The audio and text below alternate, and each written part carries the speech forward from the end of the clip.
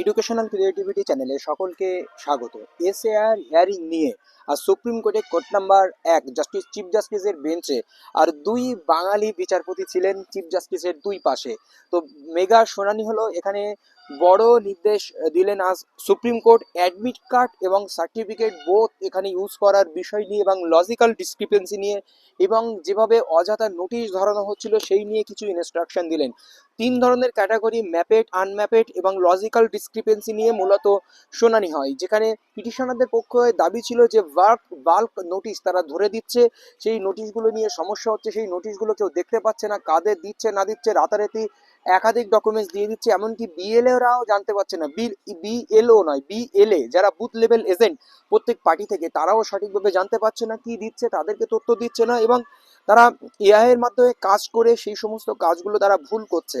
এবং যেটি সবচেয়ে তারা ইসিআই চলছে এখন হোয়াটসঅ্যাপ মেসেজের মধ্য দিয়ে, তারা 12ই জানুয়ারি হোয়াটসঅ্যাপ মেসেজের মধ্যে নোটিশ দিয়ে বলছে এই করতে হবে ওই করতে হবে। সিইও নোটিশ দিচ্ছে, ডিও এই আর নোটিশ দিচ্ছে যে এই কাজগুলো এত তারিখের মধ্যে এইভাবে করতে হবে। এমনকি কোনো বিএলএ হিয়ারিং এ প্রেজেন্ট থাকতে পারবে না, কারণ কোনো পার্টির পক্ষ থেকে এই সমস্ত তারা তথ্যগুলো দিচ্ছে। কোনো হোয়াটসঅ্যাপে কোনো ট্রান্সপারেন্সি কি থাকতে পারে? তো লজিক্যাল ডিসক্রিপেন্সির বিষয়টাই এখানে দিওয়ান ছিলেন, মিস্টার দিওয়ান অ্যাডভোকেট ছিলেন। লজিক্যাল ডিসক্রিপেন্সি নিয়ে প্রয়োজনীয় যেটা ডিসক্রিপেন্সি, 6 চিলড্রেন প্যারেন্টসের মধ্যে বা গ্র্যান্ড প্যারেন্টসের মধ্যে যে 45 বছর 40 বছরের যে বয়সের ডিফারেন্স, 15 বছর ডিফারেন্স, এইগুলো নিয়ে কথা বলেন। এবং কপিল সিব্বল বলেন on district 2 lakh candidate logical discrepancy তারা ডেকেছে, কিন্তু তার কোনো নোটিশ নেই, কিছুই নেই। তারা এআই দিয়ে কাজ করে তারা এত কিছু ভুল করেছে, স্পেশালি মিস্টেক, তারা এআই দিয়ে কাজ করে 2025-এর লিস্টে নতুন কিছু তুলছে, 2002-এর সঙ্গে কোনো মিল খুঁজে পাচ্ছে না। তখন কপিল সিব্বল বলেন এরা জাস্ট হ্যারাসমেন্টের জন্য ডাকছে। ইসিআই তখন উত্তর দেন যে 234 জন লিঙ্কড ফর ওয়ান পারসন, মানে একজনের বাবা 234 জন ব্যক্তি।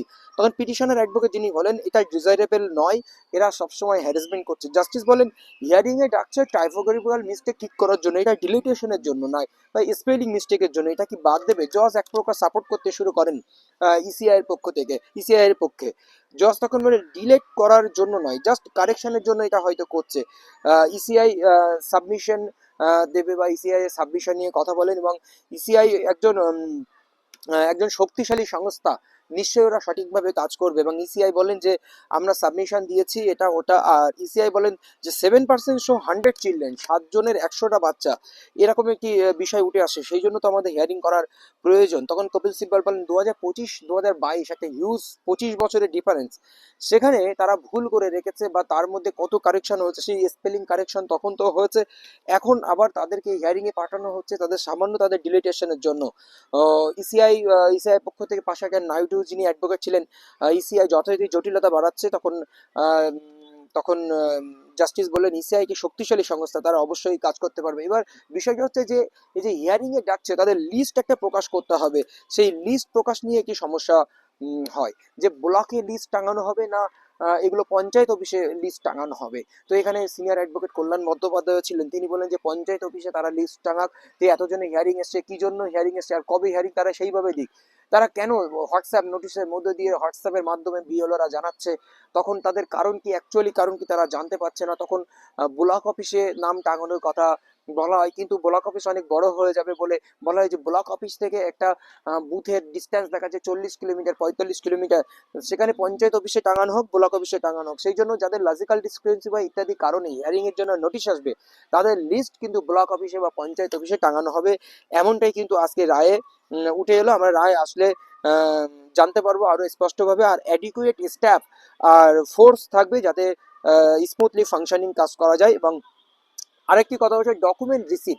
তো এখানে ডকুমেন্ট রিসিভের কথা উঠলে যে এরা হিয়ারিং করাচ্ছে কিন্তু কোনো ডকুমেন্টস রিসিভ করাচ্ছে না, সেই মতো বলা হয় যে ডকুমেন্টস তারা যেন রিসিভ করে দেয় হিয়ারিং এর সময়, সেটাও দেখতে হবে যে ডকুমেন্টসগুলো আমি জমা দিচ্ছি তার কোনো কপি বা ইনভিটেশন ফর্মের নিচের অংশটা এই সমস্ত কপিগুলো তারা দিতে হবে। ইসিআই বলেন আমরা সামনে ইলেকশন, আমরা এতটা কাজ কখন কমপ্লিট করব। তখন আমরা দেখেছিলেন দীপাঙ্কর দত্ত যিনি বিচারপতি ছিলেন তিনি বললেন কেন করবেন না, আপনার হিয়ারিং করাচ্ছেন তার কোনো প্রমাণ দেবেন না, কোনো ইস্যু দেবেন না। তারপরে একটি বিষয় উঠে কল্যাণ বন্দ্যোপাধ্যায় বলেন অ্যাডমিট কার্ডের বিষয়টি। অ্যাডমিট কার্ড বলতে অ্যাডমিট কার্ড ওটা অ্যাপ্লিকেবল করবে না, এটা স্ট্যাটিউটরি বডি, যেখানে শুধুমাত্র জন্ম তারিখ সেখানটাই দেওয়া আছে, তাহলে কেন সেটা অ্যাকসেপ্ট করা হবে না? কারণ অনেক আগে তো জন্ম সার্টিফিকেট ছিল না, তারা তাহলে হিয়ারিং এ কি দেখাবে? তখন ইসিআই বলেন 11টি ডকুমেন্টসের মধ্যে যে কোনো একটা তো তারা দেখাতে পারে। তখন এই যে অ্যাডমিট কার্ডের বিষয়টি, তখন ইসিআইয়ের দিকে তাকিয়ে বলেন যে অ্যাডমিট কার্ড এবং সার্টিফিকেট দুটোই তো অ্যাপ্লিকেবল করা উচিত, সার্টিফিকেটে তো বরং জন্ম সার্টিফিকেট দেওয়া নেই। তখন কল্যাণ বন্দ্যোপাধ্যায় আরো বলেন এমনকি এমএলএ, এমপি, এমনকি নোবেল লরেট অমর্ত্য সেনকেও এরা হিয়ারিং এ ডাকছে, এরকমই কাজ এরা করছে।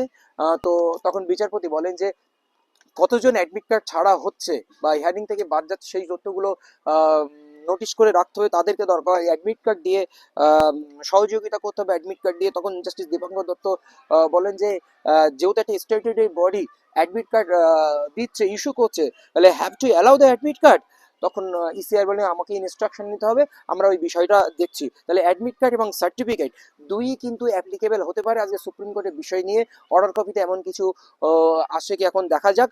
বিচারপতি মৌখিকভাবে বললেন অ্যাডমিট কার্ড এবং সার্টিফিকেট বোথ অ্যাপ্লিকেবল করতে হবে। আজকে হিয়ারিং এ কিন্তু একটু ভালো কিছু হলো এবং 2 সপ্তাহ পরে এই মামলার আবারও হিয়ারিং, কারণ কতজন বাদ যাবে না বাদ যাবে সেগুলো কিন্তু জানতে পারবে, কতজনের অ্যাডমিট কার্ড ছাড়া বাদ যাচ্ছে ইত্যাদি ইত্যাদি তথ্য কিন্তু আজকে বেশ একটি ভালোই হিয়ারিং হলো। ইসিআই কে বেশ চাপেই রাখলো সুপ্রিম কোর্ট। ধন্যবাদ।